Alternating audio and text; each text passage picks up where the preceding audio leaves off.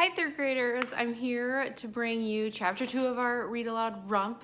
I hope you enjoyed chapter 1. It wasn't too thrilling. It was just kind of introducing us to a few characters. We learned a little bit about our main character, Rump. His name is Rump, but that's not his full name, remember, because his mom passed away while she was saying his name, and only the first part came out. So his name is Rump, and we learned that Rump gets teased by the other people in his village. And when he's working in the mines, the other boys kind of pick on him. But there was also a character who stood up for Rump, and her name was Red. And I really like Red because it takes a lot of fortitude and a lot of justice to stand up to bullies and to stand up for people. So I really like Red. She's my favorite character so far. And then let's talk a little bit about the setting. So the setting in a story is the time and place where it takes place. So if we were talking about the setting right now, it would be April 2020, and I'm at my house. Okay, so that's the place, and then the time is April 2020. So if we're thinking about the setting of this story, I'm not exactly sure what year it's taking place in, but I know that it's taking place in a magical world where fairy tales are real, and there's a kingdom, and everybody has a destiny. There are pixies and gnomes that run around and tell everybody the news, kind of like a town crier. So I know that about the setting. So let's keep reading, see if we can figure out kind of what time period we're in. Okay, so chapter 2. Spinning wheels and pixie thrills. Home is a place to get out of the rain. It cradles the hurt and mends the pain. And no one cares about your name, or the height of your head, or the size of your brain. I made up that rhyme myself. Rhymes make me feel better when I'm down. The midwife, Gertrude, told me that rhymes are a waste of brain space, but I like the way they sound. When you say the words and the sounds match, it feels like everything in the world is in its place, and whatever you say is powerful and true. My home is a tiny cottage. The roof is lopsided and leaks when it rains, but Gran is there and she doesn't care about my name. When I stepped inside, I was greeted by a gust of warm air that smelled of bread and onions. Gran was sewing near the fire and didn't stop her work when I entered, but greeted me with a smile and a rhyme. Wash your hands, wipe your feet, give me a Wash your hands, wipe your feet, give me a kiss, sit down and eat.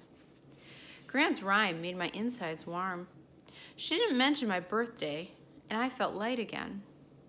I obeyed all of Gran's instructions and sat on the woven rug by the fire. I ladled some onion soup into a bowl and sipped. Tell me what your day was about, said Gran. I wouldn't tell her about Frederick and Bruno's gift. It would either make her very sad or very mad, and I hated to see Gran upset. I decided to turn the subject to the least awful thing about the day.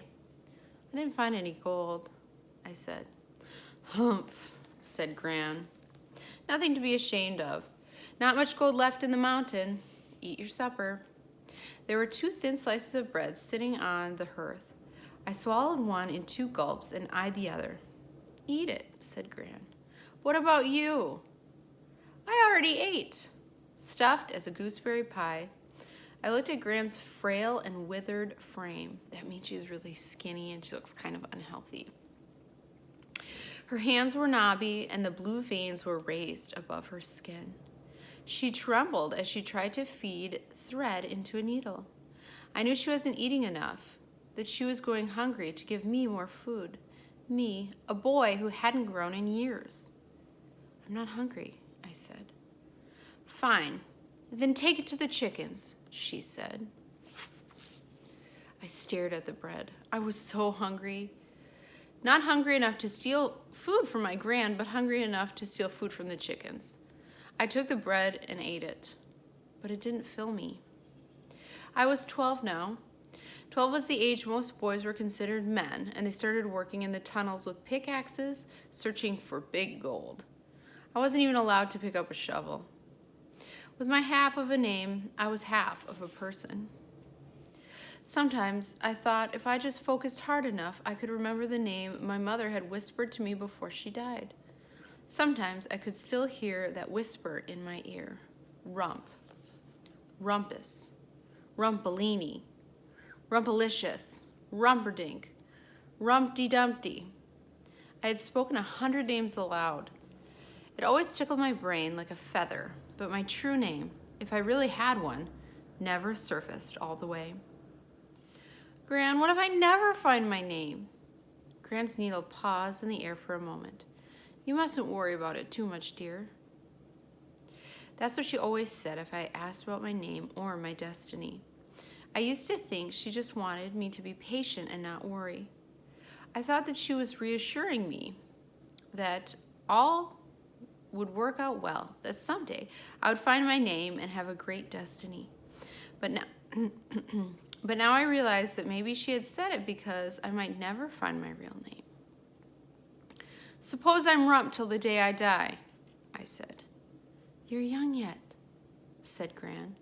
Rump might turn out to be a great destiny in the end. I saw her bite her cheeks to keep in a laugh. It's not funny, Gran, I said, though I was stifling my own laughter.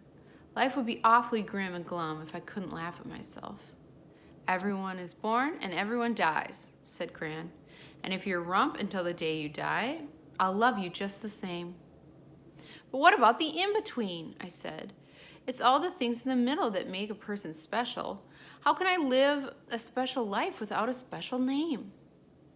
You can start by fetching me some firewood, said Gran. This was her way of telling me to stop feeling sorry for myself. Life goes on, get to work. I stepped out the back of our cottage and took a deep breath of crisp air. Summer was fading.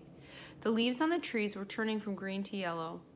Milk, our goat, stood tethered to a tree, chewing leaves off a shrub. Hello, Milk, I said. Milk bleated a greeting. Our donkey, Nothing, wasn't tied up or penned in because he wouldn't move unless his tail was on fire. Hello, Nothing, I said. Nothing said nothing. We don't name animals.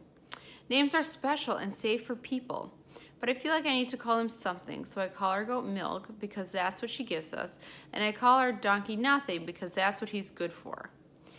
He used to help my father in the mines, but I can't get him to do a thing, so he's Nothing, and his name makes me feel a little better about my own.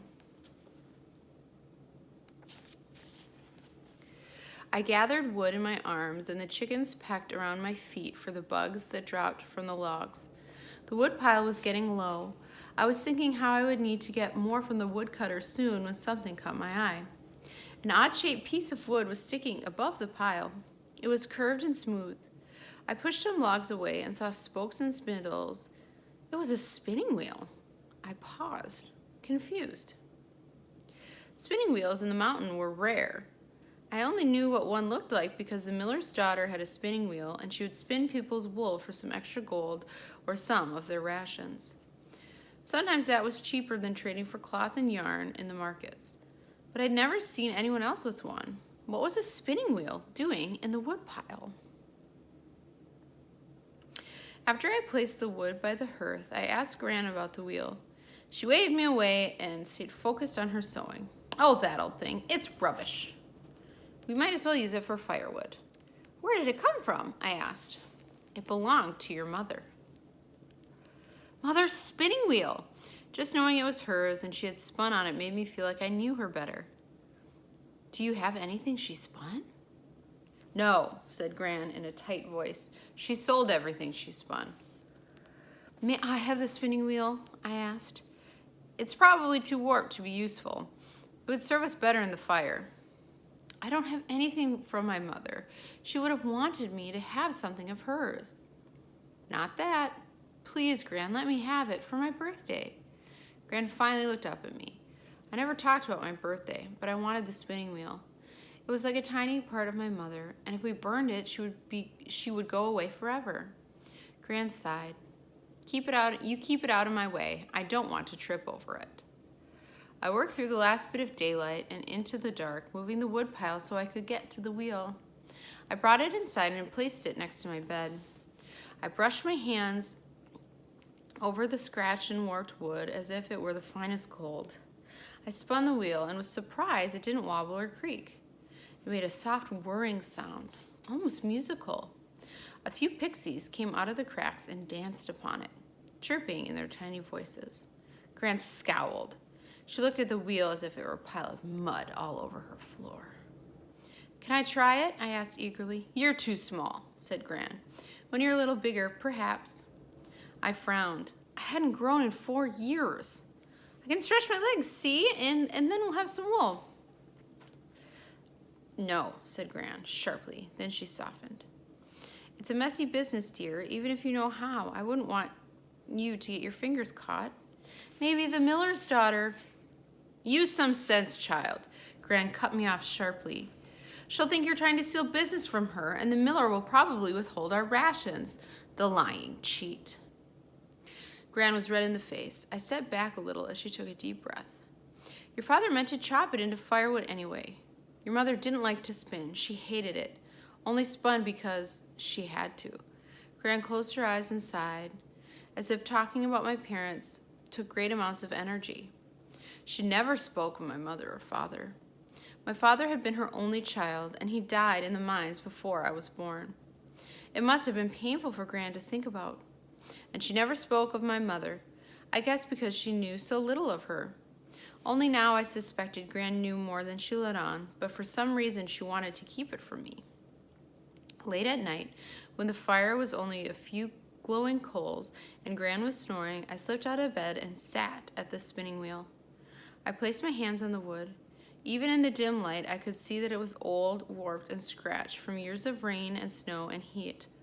But still, it was like a silent companion, just biding its time until it could speak to me, until we could speak to each other. There's wool in the cupboard, said a small voice in my head. Gran will never know. The voice felt very persuasive, and I was easy to persuade. I fetched the wool. I had to stretch to reach the treadle. My foot made jerky motions as it pushed down, but soon the wheel spun with a familiar rhythm, like a song sung to me in the cradle.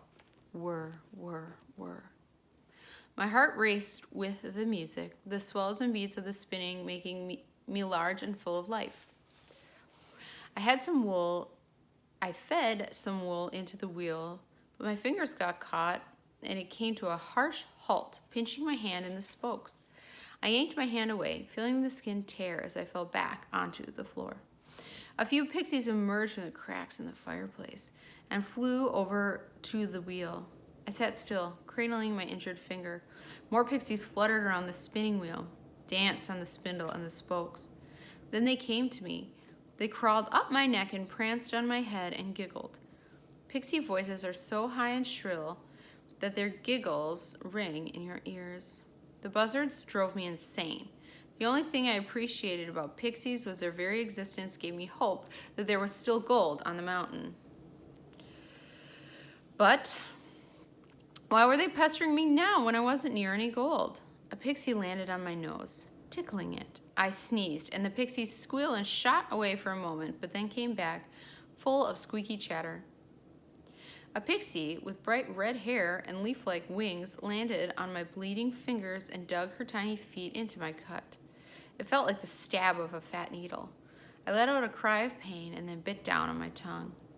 Gran stopped snoring. The pixies scooped up the bits of wool around the wheel, laughing their tinkly giggles, and flew up the chimney. Silently, I slipped into bed and wrapped my bleeding finger in the blankets. I heard Gran slowly walk towards me. I closed my eyes and tried to breathe deep. After a minute of silence, I peeked and saw her staring at the wheel. Foolishness, she said. More useful in the fire. She gripped the wheel and pulled it so it scraped along the floor. My heart pounded. I thought she really would put it in the fire, but she let it go and went back to bed. Soon she was snoring again. My heart raced for a long time. My finger throbbed. I felt like the spinning wheel had bitten me, like it had clamped down on me because it didn't want me to spin. But the pixies had been dancing around me as if they did want me to spin. I wasn't sure which I should listen to, the pixies or the wheel. All right, and that concludes Chapter 2 of Rump by Liesl Shurtliff.